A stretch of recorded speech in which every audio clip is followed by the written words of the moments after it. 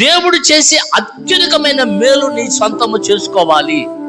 ఆ ఆశ కలిగిన నీవు గడిచిన సంవత్సరంలో ఒకవేళ లేదా ఈ రోజు వరకు ఒక అహంకారిగా బ్రతికేవేమో, ఒక గర్వంగా బ్రతుకుతూ ఉన్నావేమో. ఆ గర్వాన్ని, అహంకారాన్ని పక్కన తొలగించుకో, తీసివేయి. నీలోంచి తీసివేయి, తొలగించుకో దానిని. ఎప్పుడైతే దాన్ని తొలగించుకొని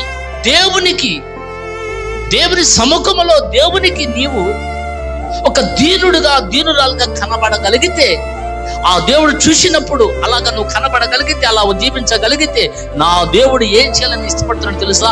అత్యున్నతమైన మేలు నీ జీవితంలో దేవుడు చేయడానికి ఇష్టపడుతున్నాడు. Praise the lord.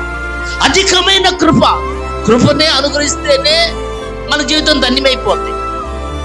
కృపను దేవుడు అనుగ్రహిస్తేనే యోగ్యత లేని మనకు దేవుని వల్ల కలిగే ఆరోగ్యమైన, ఆశీర్వాదమైన, క్షేమమైన, లేకపోతే ఒక మాటలో చెప్పాలంటే పరలోక రాజ్యానికి వెళ్ళటానికి, ఆ సింహాసనం చేరటానికైనా, ఆ పరలోక రాజ్యానికి వెళ్ళటానికైనా మనము ఏ కోణంలో చూసిన యోగ్యత, అర్హత మనకు లేదు. అయితే దేవుడు కృపనిచ్చి యోగ్యులుగా మార్చాడు. ఇప్పుడు దేవుడు అంటున్నాడు, అత్యధికమైన కృప నేను మీకు అనుగ్రహిస్తున్నాను అంటున్నాడు. స్తోత్రం.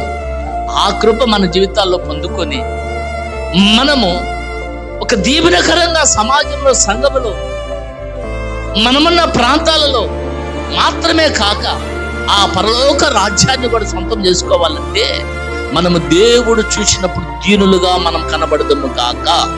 స్తోత్రం.